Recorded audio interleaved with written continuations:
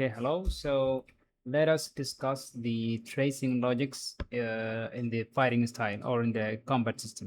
So the main idea is that you will have your own function that provide the hit targets for the specific animation. So your animation, let's say, let me go to the sword style.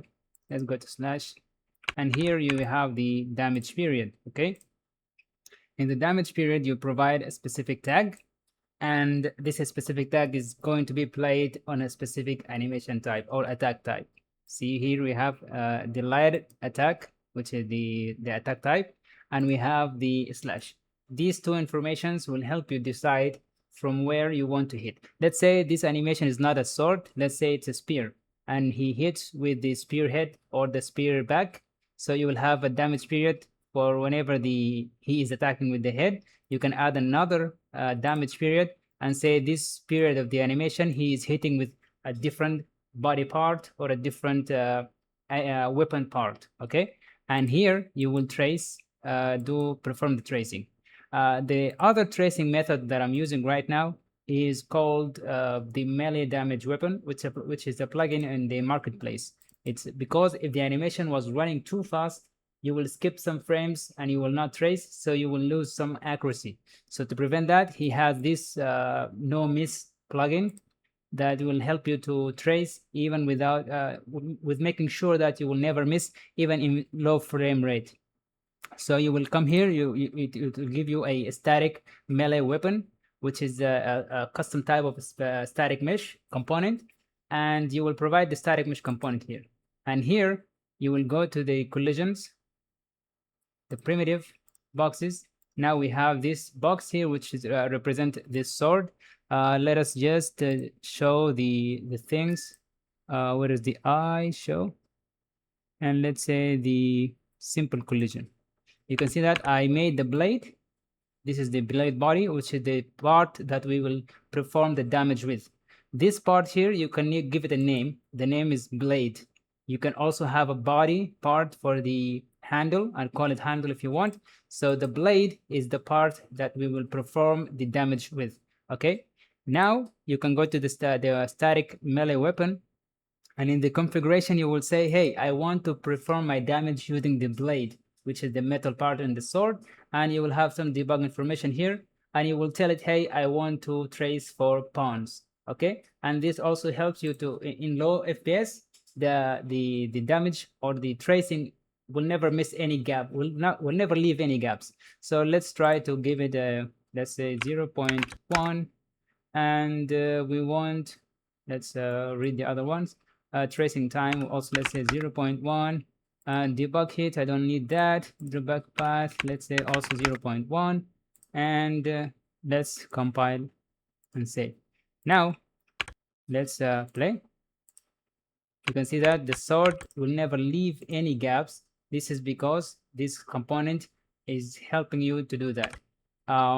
This is so the idea here also how to use this. It's going to perform a sweep. So if I go to find by class, and I'm going to get it here, the component itself or the combat component will will say, hey, we started the damage period, hey, we ended the damage period. So in the damage period you started, you will start a sweep, and whenever the damage period is ended, you will end the sweep.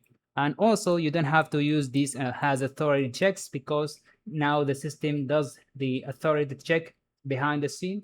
So those will never be called on the client, and the damage is only called, or the sweep is only called on the server. So you will say, I want to sweep now, and I want to stop sweeping. And now you can go to the other one on weapon hit, which is whenever this sweep finds something, it will give you some collisions. So you'll get the collisions, and you will call the try apply trace damage, which is a function that the combat component will give you, and you will provide the attack tag for that, so the component can choose the proper reaction for it.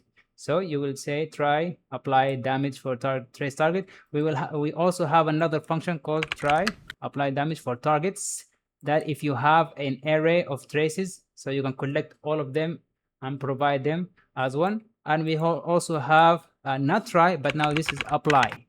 The apply damage target is meant to for range attack. Let's say you have a range attack and it's not something that needs to try for blocking or parrying or something like that. You will just say, let's say you have a projectile.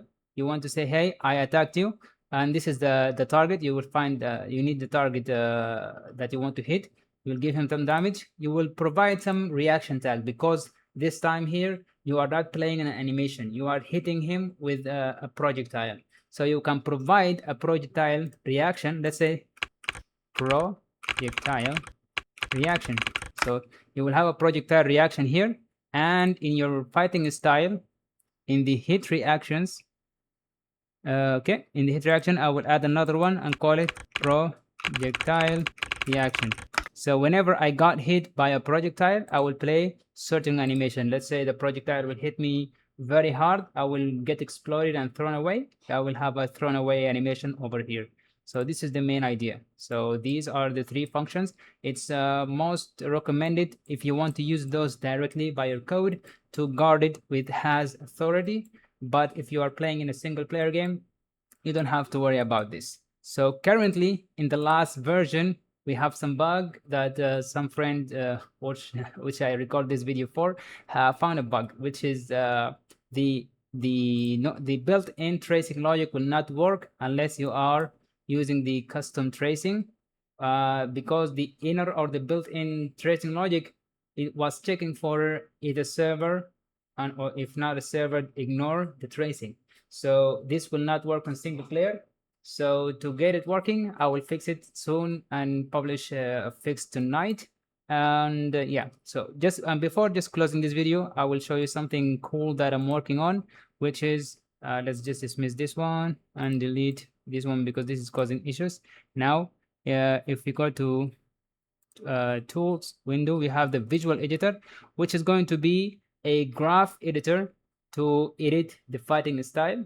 I'm still thinking about the structure for the nodes, because I wanted to know how I'll go approaching about this. So fighting style connected with a execution, or connected with a chain attacks, and so on and so forth. So this is just a teaser for the next version, but currently maybe tonight or tomorrow I will upload the fix for the single player bug.